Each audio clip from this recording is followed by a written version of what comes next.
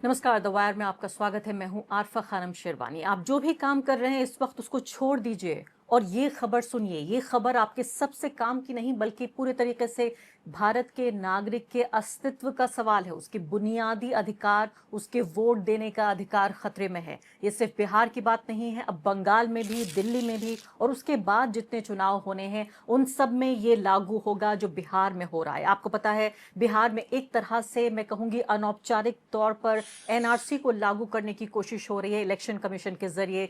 Election commission जिसके अधिकार क्षेत्र से ये बाहर है कि वो नागरिकों से उनके नागरिकता का प्रमाण पत्र मांगे, वो करने की कोशिश कर रहा है।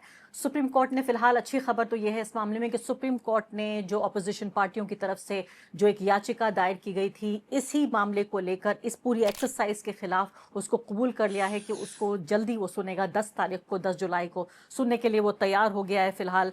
और जो ऑपोजिशन पार्टियों के नेता हैं, राष्ट्रीय जनता दल के नेता Manoj Jha, association for democratic reforms PUCL और एक्टिविस्ट योगेंद्र यादव हैं। इसके अलावा महुआ मोइत्रा भी हैं, लोकसभा के एमपी हैं। इन तमाम लोगों ने अपनी पिटीशन दायर की थी और जो वकील इसमें काम कर रहे हैं वो भी देश के, मैं कहूंगी, नामचीन टॉप लॉयर्स हैं देश के, जिसमें के कपिल सिब्बल है, अभिषेक मनु सिंघवी, गोपाल शंकर नारायण और शादान फरासत। अब कम से कम ये बात तो हो गई है कि सुप्रीम कोर्ट इस मामले को सुनेगा। ऑपोजिशन इस मामले को लेकर सड़क पर उतर रहा है। 9 तारीख को न सिर्फ के तेजस्वी यादव बल्कि राहुल गांधी भी मैदान में उतरेंगे और बिहार में चक्का जाम होगा, क्योंकि ये बिल्कुल करो या मरो का सवाल पैदा हो गया है, न कि सिर्फ ऑपोजिशन के लिए बल्कि मैंने कहा कि भारतीय नागरिकों के बुनियादी अधिकार, उनका वोट देने का अधिकार। और अब जो मैं आपसे सवाल जो आपके सामने रखने जा रही हूं वो बहुत महत्वपूर्ण सवाल है। बहुत ध्यान से आप इन सवालों को सुनिए। सवाल नंबर 1 ये है कि क्या इलेक्शन कमीशन को इस बात का अधिकार है कि वो नागरिकों से उनका प्रमाण पत्र मांग सके कि वो नागरिक हैं भारत देश के या नहीं। दूसरा सवाल ये होगा कि क्या गरीबों से ये उम्मीद की जाए कि उनके पास एक ऐसे राज्य में जो बाढ़ से लेकर, सूखा से लेकर, इस तरह की भी वहां बात है कि आप ये सोचिए कि शिक्षा का स्तर कितना नीचा है कि सबसे गरीब आदमी जो है इस देश का, उससे ये मांगा जाए, पूछा जाए, जिम्मेदारी उसके कंधों पर डाली जाए कि उसको ये प्रमाण देना है कि उसका अस्तित्व क्या है। और इस सब में सबसे महत्वपूर्ण सवाल वो ये कि बिहार चुनाव के बाद वो लोग जो इस पूरी एक्सरसाइज से बाहर हो जाएंगे, यानी वो कुछ हजार, लाख या करोड़ लोग ये दस्तावेज नहीं दे पाएंगे इलेक्शन कमीशन को, उनका क्या होगा? क्या उनकी नागरिकता पर जो सवाल उठ गए हैं, क्या जो एनआरसी और सिटीजनशिप अमेंडमेंट एक्ट है उसको प्रकाश में लाकर क्या उनके साथ पुलिसिया कार्रवाई होगी? क्या अदालत में ये मामला जाएगा? क्या सरकार के अधिकारी इस मामले को उठाएंगे? ये सबसे बड़ा सवाल है जो एक तरह से मैं कहूंगी तलवार की तरह लटक रहा है जो बिहार का वोटर है उसके सर पर। इन तमाम सवालों के साथ मेरे साथ 2 खास मेहमान मौजूद हैं जिनके जरिए हम इस मुद्दे को बेहतर तरीके से समझने की कोशिश करेंगे। आप तक ज्यादा क्लैरिटी के साथ इस मुद्दे को मैं लेकर आऊंगी। मेरे साथ मौजूद हैं फिलहाल अनिल चमड़िया, वरिष्ठ पत्रकार हैं, और साथ ही अंजलि भारद्वाज। वरिष्ठ पत्रकार अनिल चमड़िया हैं और साथ ही मेरे साथ हैं अंजलि भारद्वाज, ट्रांसपेरेंसी एक्टिविस्ट हैं। उनका शानदार काम अब बहुत सालों से देखते रहे हैं और इसके अलावा वायर पर उनकी एक नई सीरीज जो वीडियो सीरीज है, खासकर मैं उसकी फैन बन गई हूं। अगर आपने नहीं भी देखा है कार्यक्रम तो जरूर देखिए। वो एक ऐसे दौर में जहां हजारों पत्रकार सूचना को छिपाने और दबाने का काम कर रहे हैं सरकार की शह पर, वो इस वीडियो कार्यक्रम के जरिए आप तक खबरें पहुंचाने या आपके जो सूचना का जानने का जो अधिकार है उसको मजबूत करने की कोशिश कर रही हैं। बाकी और जो उनके साथी हैं उनके साथ। अनिल चमड़िया जी ने चीफ इलेक्शन कमिश्नर से मुलाकात की है और पहली बार वो वायर पर यहाँ पर बातचीत करेंगे। इस बारे में हमें बताएंगे कि आखिर उनकी मुलाकात में क्या चीज़ निकलकर सामने आई। अनिल चमड़िया जी, आपसे ही शुरुआत करना चाहती हूँ। मैंने सीधा पहले ही सवाल किया कि आपने ये 1987 और 2003 का जो आपने एक डेडलाइन रखा है वो क्या है, इसको थोड़ा एक्सप्लेन करें आप। तो उन्होंने सिलसिलेवार तरीके से बताया कि 1987 को का क्या मतलब है और 2003 का क्या मतलब है। मतलब लास्ट जो रिवीजन हुआ था, इंटेंसिव जो रिवीजन हुआ था वो 2003 में हुआ था। उसके बाद उन्होंने कहा कि 2003 के बाद यानी 2003 के बाद आज आप समझ सकते हैं कि 24 साल 22 साल हो गए, लगभग 22 साल और 22 ईयर्स के बाद ये किया जा रहा है। क्योंकि इस बीच में बहुत सारे लोग जो हैं वो ऑब्वियसली गुजर गए होंगे, तो उनका नाम भी मतदाता सूची में होगा। वो लोग भी होंगे जो राज्य छोड़ के जा चुके होंगे, यानी बिहार से बाहर जा चुके होंगे, और वो लोग भी हो सकते हैं जिनकी दो जगह पर मतदाता हो, दो मतदाता सूची में नाम हो, दो राज्यों की मतदाता सूची में नाम, ऐसा भी हो सकता है। तो इसकी एक गहन जांच पड़ताल करनी जरूरी है, और ये हमारा कॉन्स्टिट्यूशनल राइट है, यानी संविधान ने उनको ये जिम्मेवारी दी है कि वो ये काम करें। और उन्होंने बिहार चुनाव से पहले बिहार को चुना, और बिहार में ये कोशिश कर रहे हैं कि वो, जैसा कि उन्होंने बताया। लेकिन जमड़िया जी, क्या आपका ये सवाल तो रहा ही होगा कि वाकई क्यों वो 11 सिर्फ दस्तावेज कबूल किए जाएंगे, और कम से कम 3 वो दस्तावेज जिसमें कि आधार कार्ड शामिल है, जो 90% बिहार के लोगों के पास मौजूद है। इलेक्शन कमीशन अपने ज़रिए जो उसने जारी किया है कार्ड, वो भी कबूल नहीं कर रहा है, राशन कार्ड भी कबूल नहीं करेगा। ये सवाल तो आपने पूछा होगा। नहीं, बिल्कुल सवाल देखिए, मैंने तो बहुत कम पूछे, लेकिन हाँ पूछे, ये सवाल उसमें शामिल था। लेकिन हमने इससे ज्यादा अहम बात कही, दस्तावेजों की संख्या पर बात मैंने नहीं की, बल्कि उससे ज्यादा बात की कल्चर का सवाल है कि आप कैसे ये मानते हैं कि जो भारत का जो समाज है वो, और जिस तरह की आर्थिक हालातों में, सामाजिक हालातों में रहता है, उसमें वो डॉक्यूमेंट्स, इतने डॉक्यूमेंट्स को सहेज के रख सकता है। ये कल्चर का एक सवाल है कि वो क्या हमारे सोसाइटी में है जहां पर कि हर साल बाढ़ आती है, सुखाड़ आता है, लोग इधर से उधर होते हैं, मकान बदल, 50 तरह के, बहुत सारी ऐसी जनसंख्या हमारे देश में जो शायद किसी भी सरकारी दफ्तर में आज तक नहीं गई हो, बहुत बड़ी संख्या। लेकिन ये यकीन करना किसी के लिए मुश्किल होता है। मुख्य चुनाव आयोग से भी मैंने कहा कि कल्चर का सवाल बेसिक सवाल है, लेकिन उनकी अपनी चिंता ये है कि उनके सामने जो जिम्मेवारी का एक टास्क है वो है कॉन्स्टिट्यूशन, संविधान ये एक उनको ये जिम्मेवारी देता है कि वो एक शुद्ध वो एक मतदाता सूची प्रकाशित करें, और उसके आधार पर वो कोई सरकार के लिए पार्टी चुनी जाए, इसकी व्यवस्था करें। इस शुद्धता पे तो जी हाँ, इस शुद्धता की इस तथाकथित सवाल केवल नंबर्स ऑफ डॉक्यूमेंट का नहीं है। नंबर्स ऑफ डॉक्यूमेंट से ये शायद कुछ अलग तरह का मामला है, और मुझे नहीं लगता है कि नंबर ऑफ डॉक्यूमेंट्स में हमें जाके इस चीज को हम शायद समझ पाएंगे, मुझे नहीं लगता। नहीं, और नंबर से ज़्यादा अनिल जी, नंबर से ज़्यादा जो प्रकृति है कि चाहे आपके पास 11 ना हो, लेकिन जो डॉक्यूमेंट है आपके पास, उसमें बर्थ सर्टिफिकेट का भी जिक्र है कि 11 में। अब बताइए, बर्थ सर्टिफिकेट में भी 50 तरह की धांधलियां हो चुकी हैं। तो भारत में तो कोई ऐसा डॉक्यूमेंट ही नहीं है जिसको लेकर कि धांधली की कोई खबर हमारे पास ना आई हो। मैं आती हूँ वापस आपके पास। अंजलि, ये बताइए आपकी, अब जो सुप्रीम कोर्ट ने इस बात को कबूल कर लिया है कि अर्जेंट तौर पर विपक्ष गया था वहाँ पर सुप्रीम कोर्ट, उसके अलावा सामाजिक संस्थाएं भी गई थी, एडीआर जैसी संस्थाएं, वो सुनने को तैयार हैं। इसके बावजूद भी विपक्ष कह रहा है कि 9 तारीख को हम चक्का जाम करेंगे बिहार में। तेजस्वी यादव, राहुल गांधी, ये तमाम लोग वहाँ पर मौजूद होंगे। 10 तारीख को इसकी हेयरिंग होनी है। आप इस एक्सेप्टेंस को कि हाँ हम सुनेंगे, सुप्रीम कोर्ट के तैयार हो जाने को अहम मान रही हैं क्या? देखिए अरफा, ये अहम बात है कि सुप्रीम कोर्ट को अप्रोच किया गया है और कोर्ट ने ये कह दिया है कि हाँ हम इस मुद्दे को सुनेंगे। थर्सडे को उन्होंने अग्री किया है कि हम सुनेंगे। शॉर्ट डेट है, तो ये इनकरेजिंग बात है, क्योंकि जो मुद्दा है ये बहुत ही कंसर्निंग बात उठकर आ रही है। देखिए, role of the election commission of India, इसमें उसके ऊपर आज एक प्रश्न चिन्ह हमें लगता नजर आ रहा है। कॉन्स्टिट्यूशन में इलेक्शन कमीशन को ये जिम्मेवारी दी गई है कि वो फ्री एंड फेयर चुनाव कराएं। उन्हें जिम्मेवारी दी गई है कि सही तरीके से वो वोटर लिस्ट बनवाकर चुनाव कराएं। अब हम बिल्कुल नहीं कह रहे कि इलेक्शन कमीशन को ये अधिकार नहीं है कि वो प्यूरिफिकेशन करें लिस्टों की, वोटर लिस्ट में सही लोगों के नाम हो, ये कोई चैलेंज नहीं कर रहा।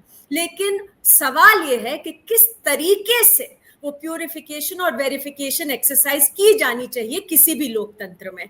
चुनाव बिहार के सर पर हैं।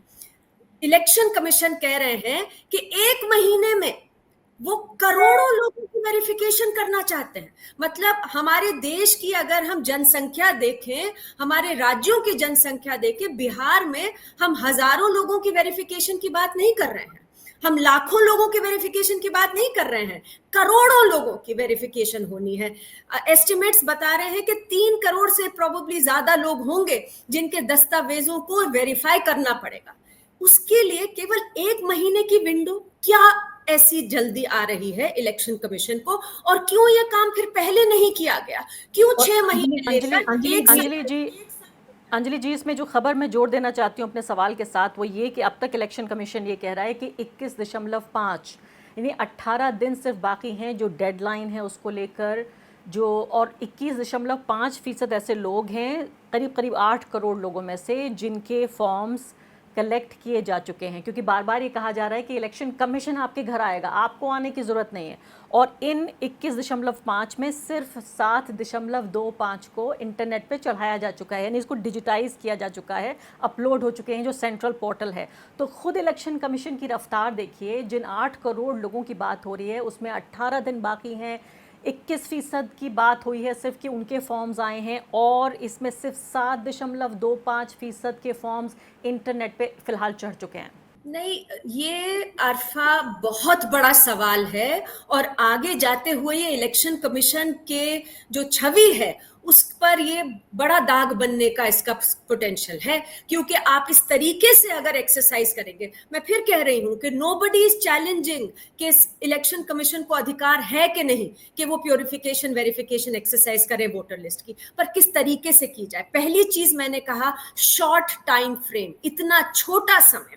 और इसमें ये याद रखने की जरूरत है, मॉनसून का टाइम है।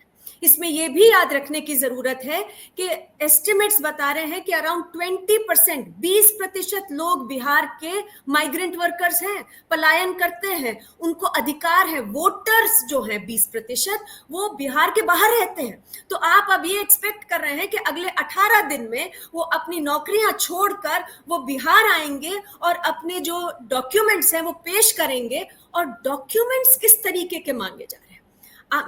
हम लोग काम करते हैं लोगों के साथ, हम देखते हैं कि किस तरह से लोग पन्नी में अपने डॉक्यूमेंट्स बचा कर रखते हैं। क्या निकलता है उस पन्नी में से? निकलते हैं आपका राशन कार्ड। लोग सोचते हैं हमारे पास राशन कार्ड आ गया, एक बड़ी चीज हमारे पास डॉक्यूमेंट आ गई। आधार कार्ड, कितनी मारामारी हुई है इस देश में आधार कार्ड बनवाने के लिए। वोटर आई कार्ड होता है लोगों के पास, कईयों के पास मनरेगा के काम का कार्ड होता है।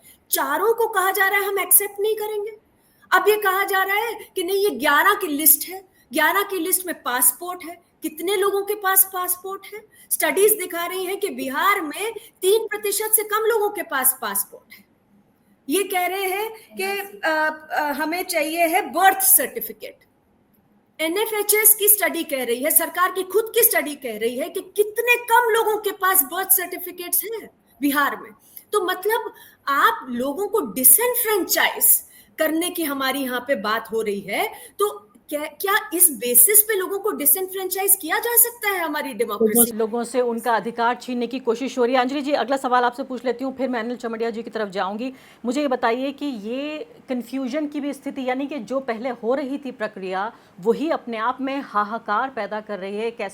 कैसे राज्य में जहाँ शिक्षा का स्तर बहुत नीचा है, जहाँ रोज़गार बहुत कम लोगों के पास है, और यही वो ज़रिए हैं जिनकी वजह से हमें डॉक्यूमेंट्स की ज़रूरत पड़ती है। बाकी सबसे ज़्यादा जो गरीब लोगों की पूरा समाज है, उनको तो किसी दस्तावेज़ की ज़रूरत नहीं है। उनका तो सरकार उन्हें कबूल करने को तैयार नहीं है। उनके पास दस्तावेज़ आएंगे कहाँ से? आपने कहा कि ये जो बोझ है, बजाय इसके कि सरकार साबित करे, ये बोझ जनता के ऊपर दिया जा रहा है। अब मुझे ये बताइए कि इलेक्शन कमीशन का ये ऐड हिंदी में बड़ा बड़ा छपा अखबारों में, इसमें लिखा है कि आप सबसे पहले फॉर्म भर दीजिए अगर आपके पास डॉक्यूमेंट नहीं भी हैं।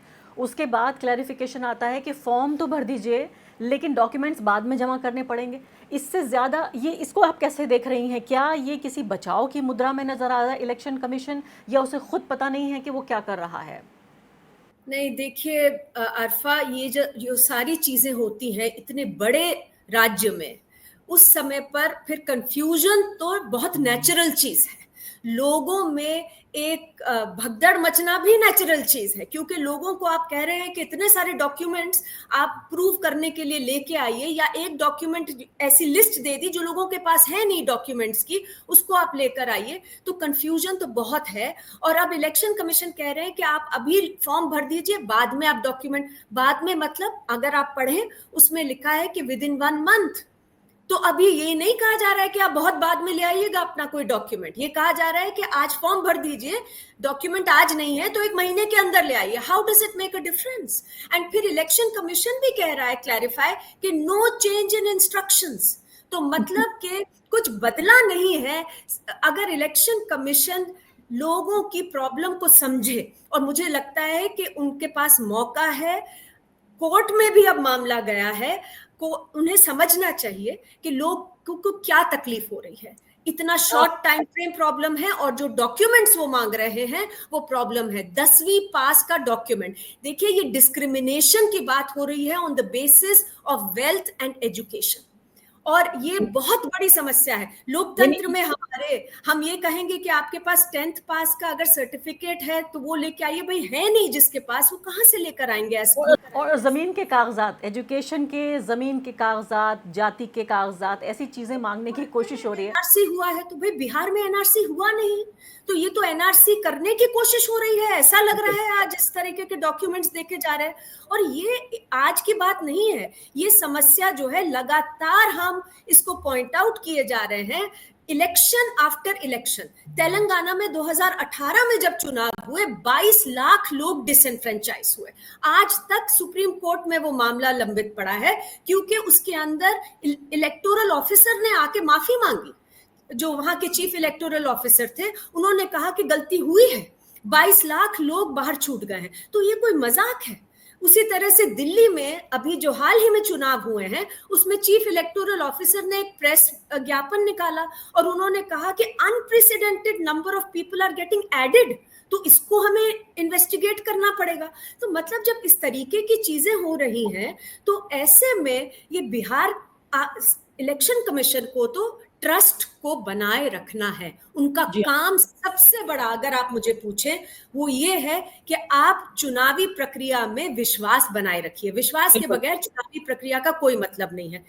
और अंजलि जी, मैं अनिल चमड़िया जी की तरफ जाना चाहती हूँ और दर्शकों को यहाँ ये भी याद दिलाना चाहती हूँ कि जिस गलती का आप जिक्र कर रही हैं, वोटों को बढ़ाना, वोटर्स को या उनकी तादाद घटाना, न्यूज़ लॉन्ड्री की ये रिपोर्ट, ये उनकी तहकीकात है जो साफ तौर पे ये बताती है कि जितने वोट ऐड किए गए, उसी के घटाए गए, उससे कम जो है वो डिफरेंस था भाजपा का उस सीटों पे खासकर जीतना जहां का ये जिक्र हो रहा है। ये रिपोर्ट भी बहुत महत्वपूर्ण है, इसे पढ़िए। अनिल चमड़िया जी, मुझे ये बताइए फिलहाल कि यहाँ सवाल ये भी पैदा हो रहा है, और ये सवाल किसी मामूली आदमी ने नहीं, जो इलेक्शन कमिश्नर रह चुके हैं अशोक लवासा, वो पूछ रहे हैं। वो ये कह रहे हैं कि वो लोग जो इस एक्सरसाइज से बाहर हो जाएंगे, यानी मान लेते हैं, एक सिनेरियो इमेजिन करते हैं कि वो तस्वीर जब बिहार का चुनाव हो चुका है और उसमें हज़ारों, लाखों या जितने भी लोग हैं, करोड़ों, वो इसमें भाग नहीं ले पाए क्योंकि वो अपने डॉक्यूमेंट्स नहीं दे पाए। अब उन लोगों का क्या होगा? क्या उन लोगों की खबर लेने सरकार आएगी? क्या उनकी खबर लेने पुलिस आएगी? या उनके नाम पर अदालत फैसला करेगी? उनके भाग्य का फैसला क्या होगा? आरफा, पहली बात तो यह कि देखिए, पिछले 8 दिनों में, यानी पिछले सोमवार को मैं मिला था मुख्य चुनाव आयुक्त से, और आज तक जो कुछ भी क्लेरिफिकेशन जिनको कि आप एडवर्टीजमेंट के रूप में देख रही हो, प्रेस रिलीज के रूप में देख रही हो, या इवन कि आज जो हेडलाइंस हैं अखबारों की या टेलीविजन चैनलों की और भी दूसरे जो मीडिया प्लेटफॉर्म है, उसमें मुझे कोई नयापन नहीं दिख रहा है। 8 दिन पहले ये सारी बात मुख्य चुनाव आयुक्त मुझसे बता चुके हैं ये कि ये जो पूरा प्रोसेस है वो क्या है। जैसे जैसे राजनीतिक पार्टियों की गतिविधियां तेज हो रही हैं, वो आपस में संगठित होके कोई चुनाव आयोग के रुख का विरोध कर रहे हैं, तब केवल और केवल चुनाव आयोग अपनी ओर से स्पष्टीकरण दे रहा है। स्पष्टीकरण में फर्क समझे हम लोग कि पहले से सब कुछ तय है, केवल उसको क्लेरिफिकेशन उसकी ओर से आ रहा है। जैसे कल का विज्ञापन आया, क्या आया कि आप बिना डॉक्यूमेंट के भी आप जो एनुमरेशन जो फॉर्म है, यानी मतदाता गणना पत्र है, उसको आप भर के दे सकते हैं। उन्होंने उस दिन भी कहा था कि जो ड्राफ्ट फाइनल जो वोटर लिस्ट होगा उसमें नाम आएंगे। सवाल इसके बाद का है, राजनीतिक जो सवाल है इसके बाद का है। और मुझे दुख के साथ ये कहना पड़ रहा है कि अभी तक जितनी भी चीजें राजनीतिक पार्टियों ने जो रिएक्ट किया है या कर रही हैं राजनीतिक पार्टियां, सब वो क्लेरिफिकेशन पे कर रही हैं। यानी कि जो राजनीतिक सवाल इसके पीछे हो सकते, एज ए जर्नलिस्ट में जो देख रहा हूं कि जो राजनीतिक सवाल इसके पीछे हो सकते हैं, वहां तक तो अभी हम पहुंचे ही नहीं है शायद। इसीलिए जो 8 दिनों में तो मुझे कोई हैरानी आज की हेडलाइन लेकिन अनिल जी, मेरे सवाल का जवाब नहीं मिला। मैं कह रही हूँ ये तो बड़ा ही बुनियादी सवाल है जो मैंने पूछा कि क्या भाई, नहीं मेरे पास समय थोड़ा कम है अनिल जी, समझिए समय थोड़ा कम है। मैं ये जानना चाहती हूँ कि जो लोग इस पूरी एक्सरसाइज से बाहर होंगे, उन्हें क्या दीवार में चुनवाया जाएगा या सूली पे चढ़ाया जाएगा, होगा क्या आखिर उनका? नहीं, यही तो मैं कह रहा हूँ कि यही राजनीतिक सवाल हम यही है कि जो बाहर अगर इस प्रक्रिया से हो जाते हैं, यदि हो जाते हैं, और चुनाव आयोग क्या इस तरह से बाहर करने में सक्षम है, क्या वो इस लोकतांत्रिक पूरी प्रक्रिया में, लोकतांत्रिक व्यवस्था में क्या वो ऐसा कर सकता है क्या? यही एक राजनीतिक सवाल है। और मैं ये कहता हूं कि ये राजनीतिक सवाल एक को बहुत गंभीरता से समझना पड़ेगा। ये बाहर नहीं हो सकते, यानी बाहर होने का मतलब ये हुआ, वही मेरा सवाल है। और दूसरी बात, आप तो कह रहे हैं कि राजनीतिक सवाल, मैं तो कहती हूँ वही मेरा सवाल है। और संवैधानिक सवाल ये है कि क्या इलेक्शन कमीशन को ये अधिकार है कि वो लोगों से इस बात का प्रूफ मांग सके कि वो नागरिक हैं या नहीं? क्या नागरिकता का को सिद्ध करने का नहीं है। और ये तो सुप्रीम कोर्ट का फैसला भी आ चुका है कि आप नागरिकता की जांच पड़ताल नहीं कर सकते। लाल बाग के केस में ये मामला है, और भी कई ऐसे केसेज में आए हैं। मैं ये कह रहा हूँ कि यही तो लड़ाई है, यही तो संघर्ष है। राजनीतिक पार्टियों को यही बताना है कि भाई आप चुनाव आयोग, आप ये काम नहीं कर सकते हैं जो नागरिकता की आप प्रामाणिकता मांग रहे हैं। आपका काम फेयर एंड फ्री इलेक्शन कराने का है वोटरों से। आप वोटर की जो पहचान है, वोटर की जो पहचान हो सकती है, आप वहीं तक अपने को सीमित रखें, नागरिकता तक आप मत लीजिए। इसीलिए मैं कह रहा हूं कि एक राजनीतिक सवाल है। राजनीतिक का मतलब ये नहीं हुआ पॉलिटिकल पार्टियों के लिए सवाल है, ये देश की लोकतंत्र से जुड़ी हुई राजनीति, लोकतंत्र का जो सवाल है वो इससे जुड़ा हुआ है। कार्यक्रम खत्म करना होगा, समय नहीं है। अनिल चमड़िया जी कह रहे हैं कि जो इलेक्शन कमीशन की प्रतिक्रिया है उस पर जो विपक्षी पार्टियां हैं वो एक्ट कर रही हैं। आप इनकी बात से सहमत हैं कि दिशा ठीक नहीं है इनकी ऑपोजिशन पार्टियों की? देखिए अरफा, जो आपने सवाल पूछा था वो बहुत बुनियादी सवाल है।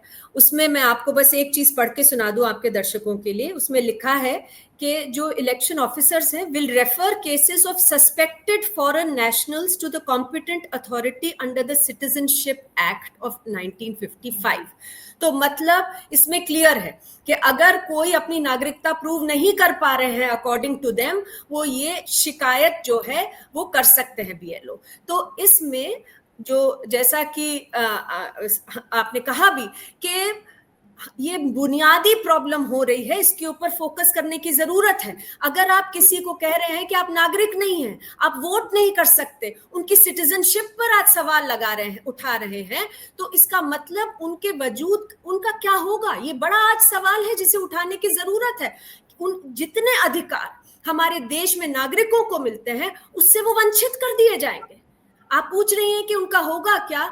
आज आप तमाम अधिकार देखिए हमें बतौर नागरिक मिल रहे हैं।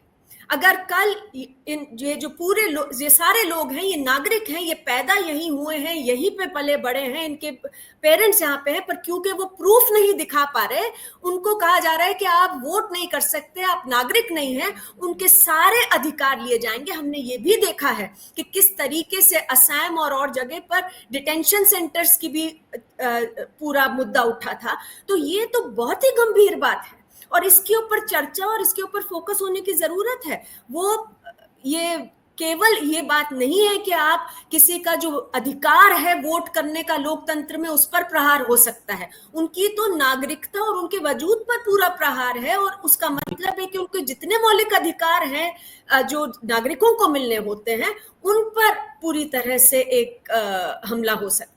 बहुत बहुत शुक्रिया आपका अंजलि भारद्वाज और साथी अनिल चमड़िया। ये मुद्दा ऐसा नहीं है जो अगले 18 दिन में भी आप यकीन जानिए सुलझ जाए, या मैं कहूँगी यहाँ तक कि बिहार चुनाव के बाद भी, क्योंकि बिहार के बाद अब बारी फिर बंगाल की होगी और फिर दूसरे जो राज्य हैं उनमें चुनाव होना है। तो यहाँ से तो फसाद ही सिर्फ शुरू हुआ है, इसका खात्मा कहाँ होगा ये इलेक्शन कमीशन भी तय नहीं कर पाएगा। बहुत बहुत शुक्रिया आप दोनों मेहमानों का, दर्शकों का इस कार्यक्रम को देखने के लिए। द वायर के और वीडियोस देखने के लिए सब्सक्राइब करें और बेल आइकन पर क्लिक करें। स्वतंत्र पत्रकारिता की आर्थिक मदद करने के लिए डिस्क्रिप्शन में दिए गए लिंक पर जाएं और अपनी राशि चुनें।